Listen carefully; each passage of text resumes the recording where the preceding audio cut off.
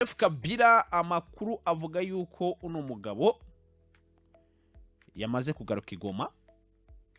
Rero amakuru akavuga yuko M23 nyine urumva nyuma yuko Kabila M23 ivuze yuko atari umunywanyi wabo, atari umuntu w'umunyamuryango se cyangwa umurwanashyaka wabo, Kabila yavuye mu bice bya Goma ajya mu bindi bice. Bamwe bakavuga ngo yagiye Cote d'Ivoire, abandi bakavuga ngo yagiye muri Katari guhura n'abahuza nawe ngo kugira ngo agire icyo avuga ku bijyanye n'ibibera muri Congo. Ndetse hari n'andi makuru avuga yuko Joseph Kabila ashobora gukorana inama n'abantu bava mu zindi ntara atari Kivu y'Amajyaruguru na Kivu y'Epfo, abava mu ntara ya Maniema, Chopo ndetse naho Katanga. Ariko urumva se yakorana n'inama nabo gute? Nganakoranye inama nabo yakorana inama n'abantu bahunze ubutegetsi bwa Tshisekedi, kuko kuri ubu ngubu hari urubanza mu rukiko rwa Joseph Kabila kuri uno munsi urimo urashinjwa kugambanira igihugu, harimo n'ibyaha bishobora kuba byanamuviramo n'igihano cy'urupfu, ku buryo akandagiye ku butaka buyoborwa na Felix Tshisekedi bidashobora kuba byamworohera. Amakuru rero kuri ubu ngubu kuri Joseph Kabila avuga ko avuye muri Congo Brazzaville, yamaze gusubira ku butaka bwa Goma buyobowe na M23. Amakuru rero akavuga yuko Kabila yamaze hariya muri Congo Brazzaville iminsi 3. Akaba ari invitation rero yahawe na Denis Sassou Nguesso.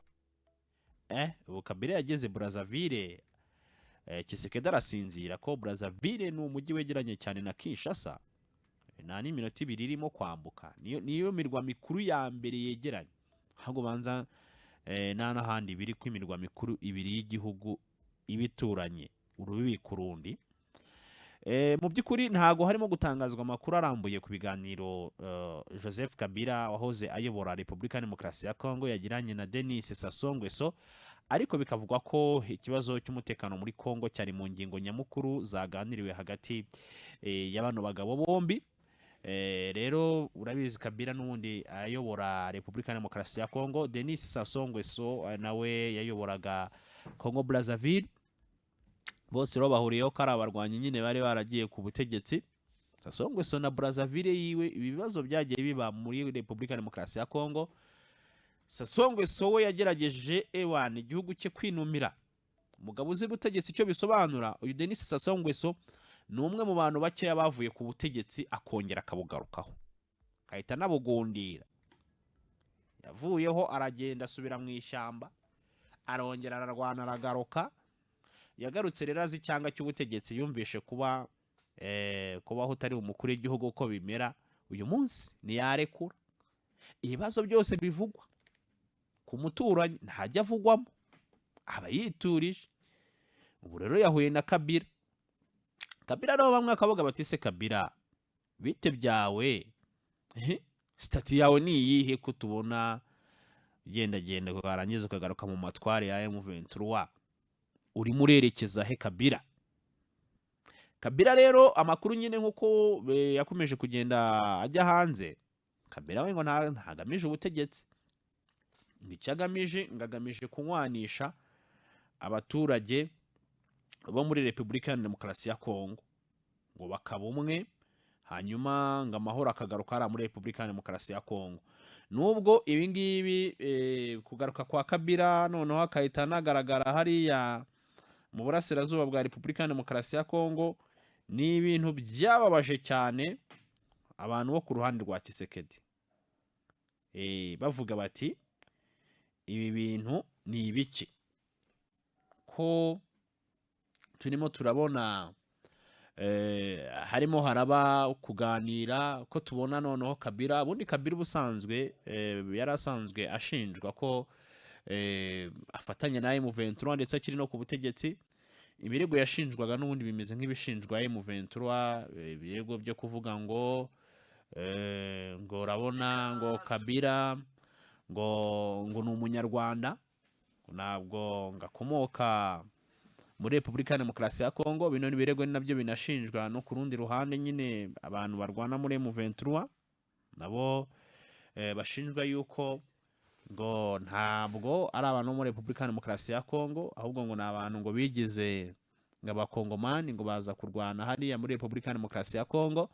Ubu rero kuri uno munsi umugabo bita Joseph Kabila ibyo byose bakagenda babimushinja, ayobora igihugu imyaka 18.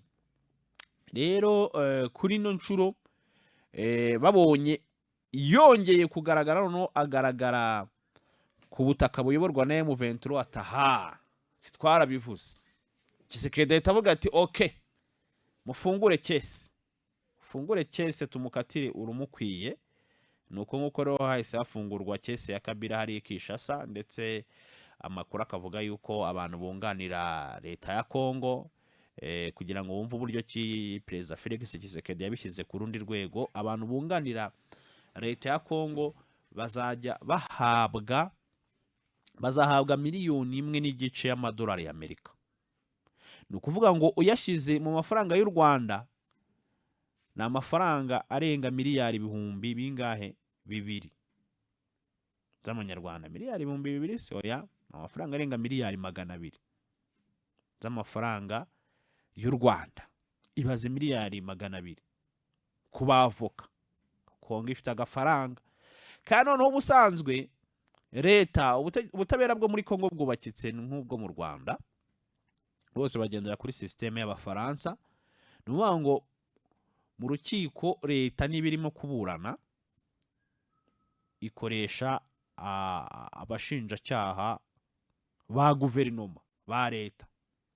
Undi muri Kongo ni kimwe no mu Rwanda, ubundi abashinjacyaha babita ngo n'abacamanza b'abaturage.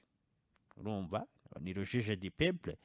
Rero abo bantu basanzwe bari kuri payroll ya leta.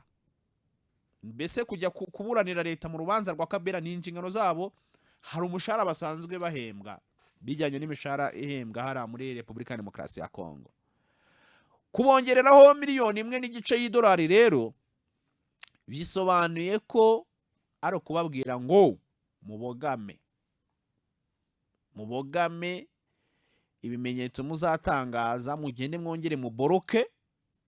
Ubwo urumva abacamanza bo rero, abacamanza Kongo nuko yinyuzemo ibyo ngibyo bigatangazwa ko ariyo bagiye guhabwa binyuranyije n'amategeko, ariko urumva abacamanza bo ni urucabana. Urumva Kabila warimo no kuburana udahari. Gusa kuburana udahari mu butabera biremewe, absentia iremewe. Ubwo n'ibihano bazamuha bukatira icyahindukaho gusa ku bihano bamukatira nuko abonetse Kinshasa nyuma ashobora kuzana wakwiregura akavuga ati ibi bintu mwandeze ibi nibi ntago mbyemera. Ariko still ikibazo gihari hara muri Repubulika ya Demokarasi ya Kongo bo nuko ibintu byose barimo nyine barakoresha inzego za leta. Urumva nanone kumukatira rega ku rundi ruhande bishobora kuba byamugiraho ingaruka. Urumva iyo bamukatiye ni nk'abaraba nyine ba General Makenga, ni bariya ba Colonel Nangana ba Bertrand Bisimwa bakatiwe n'inkiko zo muri Kongo. Nuvuga ngo baramutse iyo bamaze gukatirwa, Kongo ihita isohora impapuro mpuzamahanga zo kubata muri yombi. Bamwe biranatangaje bavuze bati ni gute Kongo yasohoye impapuro zo guta muri yombi abantu bari ku butaka bwayo, bifashisha Interpol, kandi abantu bari ku butaka bwa Repubulika ya Demokarasi ya Kongo. Ariko buriya bibeshye gato bakagenda nko bagakora nk'ingendo mu bihugu bimwe bicuditse na Kongo.